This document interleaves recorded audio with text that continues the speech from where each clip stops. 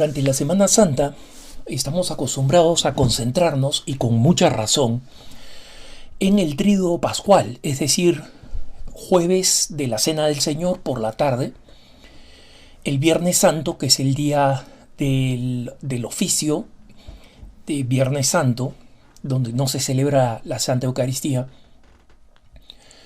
y finalmente el Sábado Santo, que concluye el ciclo del Tríduo con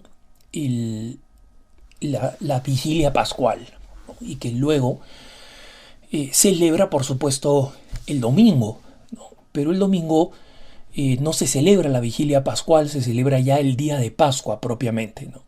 La vigilia pascual es una celebración única. Pero algo que los católicos más jóvenes no saben, o que muchos de los católicos ya mayores han olvidado, es que la Semana Santa tenía una temática para cada día, desde el sábado previo al Domingo de Ramos, con los dolores de la Virgen Santísima, luego el Domingo de Ramos, el lunes se celebraba o se recordaba, se observaba la expulsión de los mercaderes del templo, ¿no? Cuando Jesús, después de haber ingresado a Jerusalén, tiene este gesto de celo espiritual por la dignidad del templo. Y el martes santo, algunos observaban, o tradicionalmente se observaba, la predicción de Jesús de su propia muerte, ¿no? Como lo describen en el Evangelio de Juan 12, 20 al 36 y Juan 13, 21, 38 también. El día de miércoles santo, en el relato del Nuevo Testamento de lo que significó la Semana Santa, es decir, previa al juicio y la crucifixión del Señor, recordamos el hecho de que el Sanedrín se haya juntado para planear la muerte de Jesús antes de la fiesta del Pesaj, ¿no? Y por tanto el miércoles santo, que no forma parte del Tríduo Pascual, pero es parte de la Semana Santa, el miércoles antes de la muerte de Jesucristo, nosotros recordamos que Jesús estaba en Betania en el momento en que estaban, digamos, planeando su muerte, en este pueblo o esta pequeña ciudad no muy lejos de Jerusalén, donde Jesús solía recogerse para descansar, porque ahí lo recibían sus amigos, recuerdan ustedes, Marta y María y Lázaro, a quien él había resucitado. Y en el relato del Evangelio, antes de su muerte, él se encontraba en la casa de Simón el leproso, ¿no? Alguien que Jesús había curado. Y cuando estaba sentado en la mesa para la cena con sus discípulos, ustedes recordarán que una mujer llamada María, que no es María Magdalena, lo unge. Y este pasaje es conocido con el nombre de la unción en Betania, ¿no? ¿Y por qué es importante recordar este evento? Porque Jesús, como saben ustedes, recibe de esta mujer, que era obviamente pecadora, esta cantidad tremenda de perfume, un frasco completo que derrama en su cabeza y en sus pies, ¿no? un óleo, y los discípulos se indignan. Otra versión de los evangelios hablan de que Judas se indigna, ¿no? Y pregunta por qué este óleo no podía ser, en vez de derramado en Jesús en una ocasión inusual, y ahora les explico por qué inusual, y no fue vendido para que el dinero le fuera dado a los pobres. Y recordarán que en una de las versiones del Evangelio, el Evangelio nos recuerda que en realidad Judas Iscariote, que era el encargado de la bolsa de dinero, o sea, era el ecónomo, digamos así, de los 12 apóstoles, en buena parte se quejaba de por qué esta plata no había entrado a la bolsa, porque él metía mano a la bolsa, o sea, se robaba algo de la plata de de la bolsa, ¿no? El, entonces, este pasaje es importante porque Jesús dice dos cosas, ¿no? Esta mujer ha anticipado lo que me va a pasar y no se preocupen de los pobres porque a los pobres los tendréis siempre con vosotros. Que por si acaso no es una expresión de ya sea de total rendimiento frente al hecho de que haya pobreza, diciendo, bueno, Jesús mismo dijo que los pobres los tendrán siempre con ustedes. No, Jesús está diciendo eso porque Él no va a estar con ellos. Entonces, no es porque la pobreza es un mal que debemos aceptar los cristianos. No, a los cristianos nos corresponde luchar contra la pobreza y luchar a favor de los pobres. Pero lo interesante es que Jesús dice, ella, y eso es lo que celebramos este miércoles santo, ella se ha anticipado, se ha adelantado. ¿Por qué? Porque el óleo santo, el óleo perfumado, era muy caro. Pero además no se utilizaba para perfumar a la gente en vida. Y si se utilizaba muy poco. Los hombres la ponían en la barba, ¿no? Y las mujeres lo usaban muy poco, usualmente en el cabello.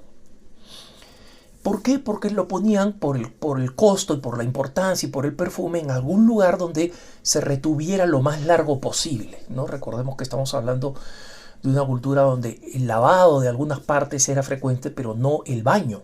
No, el baño como lo entendemos nosotros hoy, que nos ponemos bajo una ducha o en una tina y nos bañamos completos, eso no existía. Entonces, el derramar el óleo completo era un acto que se hacía, ¿cuándo? Solamente con los difuntos, ¿no? Recuerdan ustedes que nosotros vamos a recordar en el día de la resurrección la llegada de las mujeres que vienen con María Magdalena a ungir el cuerpo, es decir, a hacer y tratar de hacer, porque no van a poder, y no van a poder porque Jesús ha resucitado, pero a hacer lo que esta María pecadora hizo en Betania, la unción en Betania. Y por eso que este pasaje tiene un nombre, este capítulo, este episodio tiene un nombre que hoy celebramos este miércoles santo, la unción en Betania. Y Jesús es ungido de esta forma anticipatoria y de una forma que es completamente ajena a los apóstoles. Nadie lo entiende, los otros invitados no lo entienden, también se ofenden, ¿no? O se perturban. Pero Jesús era una presencia tan magnífica, tan importante, que nadie se atrevía a decirlo, ¿no? Jesús, como nos relata este pasaje que celebramos hoy miércoles santo, Jesús en realidad se expresa y los corrige y les explica que esta mujer está efectivamente anticipando su muerte. Algo que, recordemos, los apóstoles no creían que iba a pasar. No creían que iba a pasar. Y cuando Jesús habla de su muerte, recordemos que en la primera ocasión en que habla de su muerte, el mismo Pedro que había dicho, tú eres el Cristo, el Hijo de Dios vivo, y que había recibido la felicitación de Jesús, en ese mismo episodio, cuando Jesús, después de haber sido reconocido como el Hijo de Dios, cuando le dicen que cuando él revela por primera vez que va a morir, Pedro lo corrige, ¿no? Y lo corrige entre comillas, porque Jesús le dice, apártate de mí, Satanás. O sea, después de haberle dicho, esto te lo ha revelado mi Padre, lo llama Satanás, ¿no? Es sorprendente, porque había esta resistencia en los apóstoles de creer que el Mesías iba a ser un Mesías que iba a ser, entre comillas, derrotado. ¿Y por qué derrotado? Porque obviamente antes de la venida de Jesucristo y antes de su resurrección, la muerte era el último fracaso, era el fin de todo, ¿no? Entonces, hoy es un día en que nosotros podemos meditar a esta mujer que Jesús en este pasaje del Evangelio, si ustedes recuerdan, en la versión de Mateo, dice, esta mujer va a ser recordada allí donde se cuente mi historia, ahí donde se hable de Jesucristo. Y hoy en día, hermanos, 2000 años después, efectivamente estamos hablando de ella, la recordamos por la unción en Betania. Esta María que realizó este gesto de amor, de misericordia, de obra de misericordia, y que obviamente nos cuestiona en este tiempo en que estamos viviendo un retiro espiritual que nosotros no habíamos escogido, este retiro de la carencia de Eucaristía y de las celebraciones masivas de Semana Santa.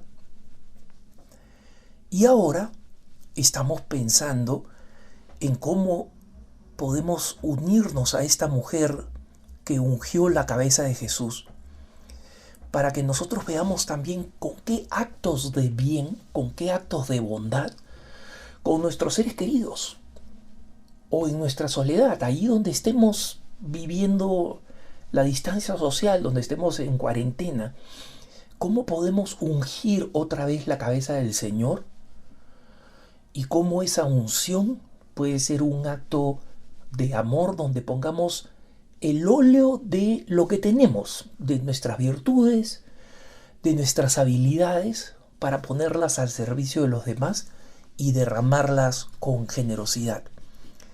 Que este día hermoso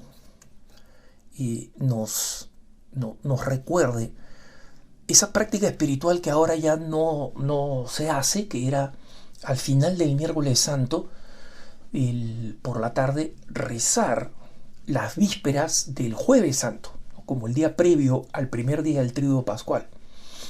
Hoy eso ya no se hace, pero sí podemos vivir este día como preparación para el jueves santo y para todas las grandezas que el Señor de una manera especial este año va a derramar en nosotros.